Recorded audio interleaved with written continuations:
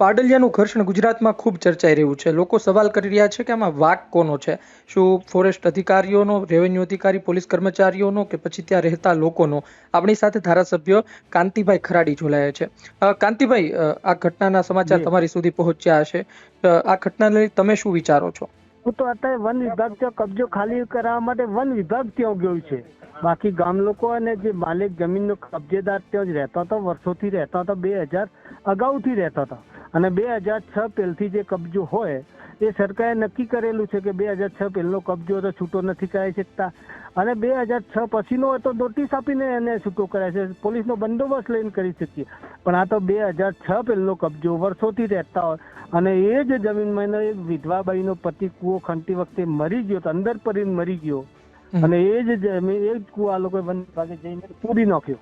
અત્યારે એ બાઈ વિધવા, નાની ઉંમરમાં વિધવા છે, નાના નાના બાળકો લઈને બેઠી છે.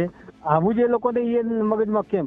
આ લોકોમાં આટલી જો વહીવટી તંત્ર તો આઠો બનાયા છે, બાકી કોઈ કહેવાના મોટા નેતાઓના કહેવાથી આદિવાસીઓને ત્યાં હટાવવામાં આવ્યા છે. અને એટલા માટે હટાવવામાં આવ્યા છે કે જમીન વન વિભાગની હોય, સરનંદવાળી હોય, એફઆરએની જમીન હોય કે પોતાની માલિકીની જમીન હોય. આ લોકો આદિવાસીઓની જમીન અંબાજી કોરે મોરે છે, એ આદિવાસીઓને હટાવવા માટે સરકારનું ષડયંત્ર છે. અને એક બે જણાથી ચોખ્ખા દિલથી કહે, એ લોકો એક બે જણા કહેવાના કારણે વહીવટી તંત્ર આથો બની રહ્યું છે, નિયમના વિરોધમાં આથો બની રહ્યું છે. આટલી જૂની એમની સનદો, આટલા વર્ષોથી રહેતા હોય તો એ લોકોમાં કોઈ માનવતા નથી. ના વિધવા બાઈ છે, નાના નાના બાળકો, માનવતા કેવા સરકાર મરી પરવારીને બેઠી છે. આટલા હદે એમને કરવાની કોઈ જ જરૂર નથી. તો છતાં આ લોકો ત્યાં લોકો જે ભેગા બેઠેલા હતા, વાટાઘાટા ચાલતા હતા. પોલીસ, એટલા માટે હું પોલીસને નામ લઉં છું કે ગામ લોકો શાંતિપૂર્વક ત્યાં બેઠેલા છે, એક પણ ઊંચો નીચો થયો નથી.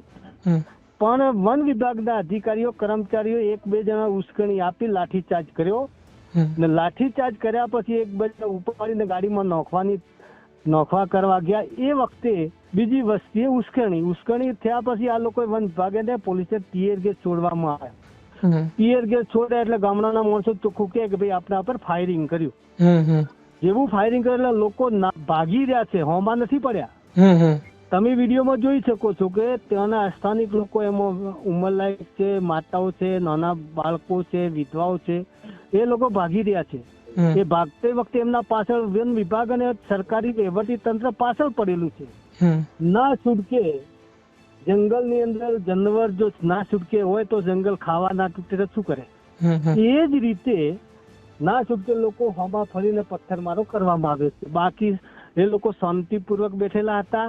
એ કહેતા હતા કે તમે આ વિધવાબાઈનો કબજો છૂટો ના કરાવો, વર્ષો પુરાણો કબજો છે, તો આટલું એમને કરવાની શું છે. વન વિભાગે એમ કહ્યું છે કે અમે ત્યાં અત્યારે રોપા રોપવા માટે ગયા હતા. અત્યારે રોપા રોપવાની કઈ સિઝન હતી? ચોમાસું હતું, રોપા રોપવા માટે ગયા. આ દીવા જેવું દેખાઈ રહ્યું છે. એના પછી અમને સમને પથ્થર મારાની અંદર પોલીસને લાગ્યું, વન વિભાગને, ગમે એને લાગ્યું, અમને સમને બધાને લાગ્યું છે.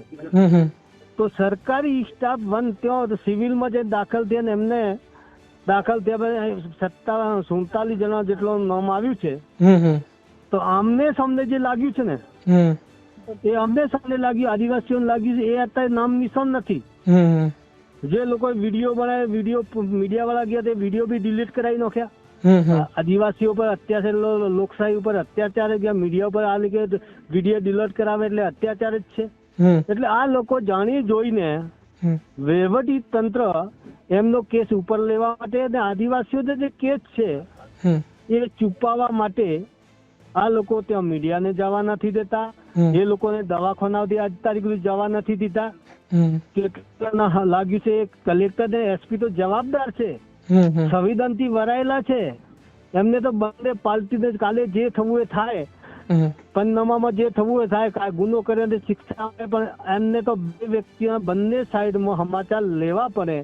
કલેક્ટર વન વિભાગના અને પોલીસ વિભાગ સમાચાર લેવા ગયા, એસપી એ પોલીસ વિભાગના સમાચાર લીધા, એસપી એ વહીવટી તંત્રની એફઆઈઆર.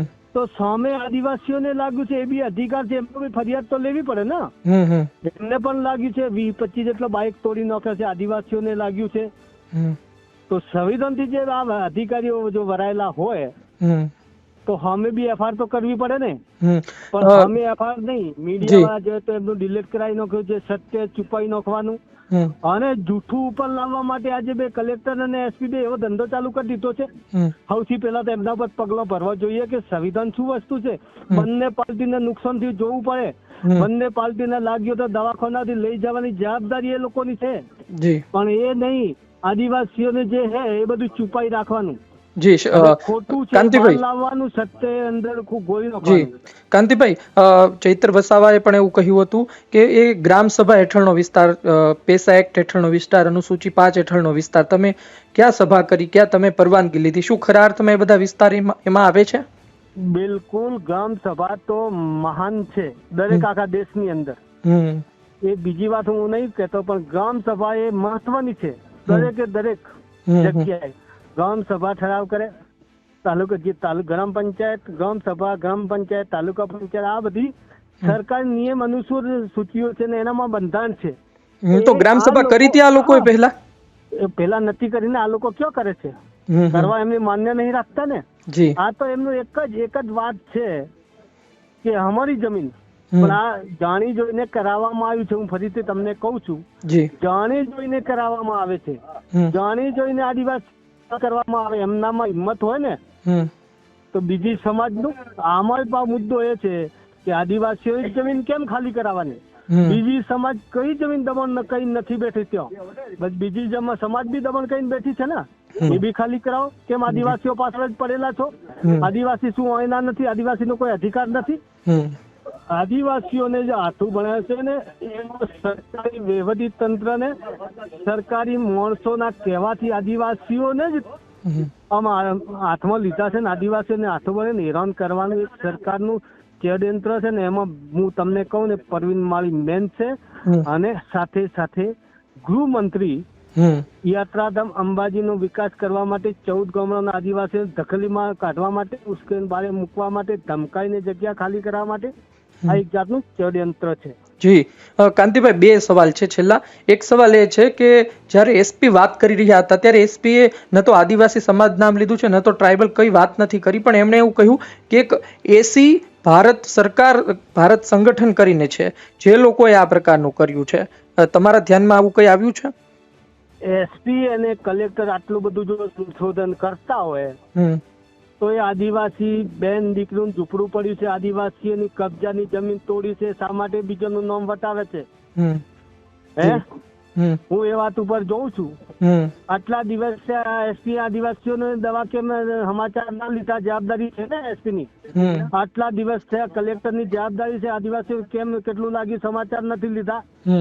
એસપી અને કલેક્ટર આદિવાસીઓનો અમે બોલવા તૈયાર નહીં છું, હું માનું છું. એટલા માટે આ લોકોને સત્ય છે છુપાવવા માંગે છે અને જે ખોટા છે એને બહાર લાવી રહ્યા છે. જી, આ લોકો આદિવાસીઓ મેં પહેલા કહી દીધું છે કે ભાઈ આટલું બધું હોય તો એમને નોટિસ નથી આપી, જાણ નથી કરી, તો શા માટે ગયા? અને પોલીસ કેના કહેવાથી ગઈ? એમાં કઈક તો હોય ને.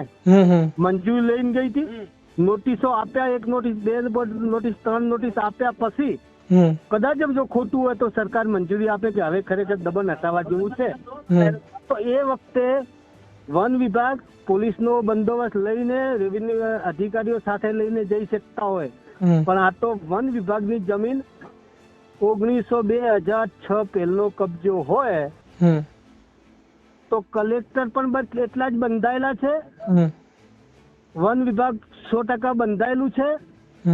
કબજો કરવાનો અધિકાર નથી, કાયદો સરકારે જોગવાઈ કરીને મંજૂરી આપેલી છે અને એ લોકોના દાવા રજૂ ના થાય તો દાવા રજૂ થયેલા છે અને જે પ્રમાણે મળવા પાત્ર છે એ મળવી જોઈએ. ના જો આપે અને કબજો ખુલ્લો કરાવવા જાય તો શું કબજો આદિવાસી ખુલ્લો કરશે ખરા? આ રીતે જો આદિવાસી જો કબજો ખુલ્લો કરાવશે, આ સરકાર તો આદિવાસી એક નહીં હોય. સરકાર જાણી જોઈને બેઠું છે કે આદિવાસી રહેવા નથી દેવા માંગુ છું. પણ એક વાત પાક્કી હે, સરકારને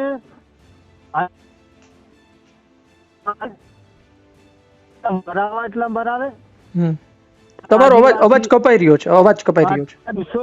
જી, હેલો, જી જી, બોલો, અવાજ કપાઈ રહ્યો હતો. છે ને, જી, જેટલા મારે મરાવા એટલે મરાવે. પણ જે પાલિયા ગામની અંદર જે થયું ને આ આખી પૂર્વ આદિવાસીઓ છે ને પેટની અંદર ગાંઠ વાળીને બેસે કે અમારા આદિવાસીને દિવસે માર્યા છે, કદી નહીં ભૂલે. હું વળી હજુ વધનું કઉ છું, જેટલા મારવા એટલા મારે ને જેટલા કાઢવા એટલા કાઢશે, જેટલા હેરાન કરશે એટલું અમે એમના પગોમાં લાઈન મૂકશું એમ. જી કાંતિભાઈ, છેલ્લો સવાલ પૂછી લો આપને કે એવું કહેવામાં આવે છે કે તીર કામઠા છોડ્યા, તમે શું આ વાત સાથે સંમત છો? આદિવાસી ખૂન છે, સત્ય હોય ત્યાં સુધી એક પણ હથિયાર ઉપર હાથ નહીં મૂકે, કોઈ સંજોગમાં નહીં મૂકે.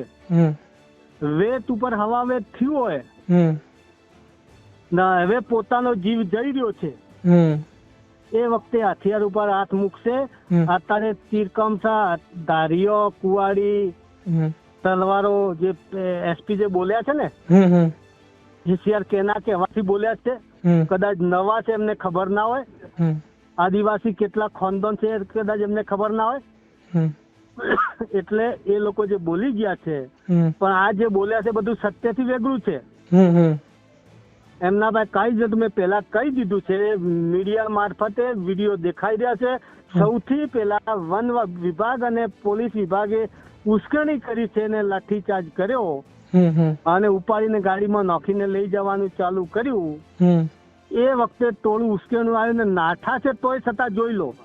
સત્ય વાત તો એ છે કે આદિવાસીઓ ભાગી રહ્યા છે અને ના છૂટકે કે હવે આપણું મોત છે. એ વખતે આદિવાસીઓ સમા પડ્યા હશે, એ વખતે પથ્થરમારો થયો છે, કઈ હથિયાર નથી, કઈ નથી.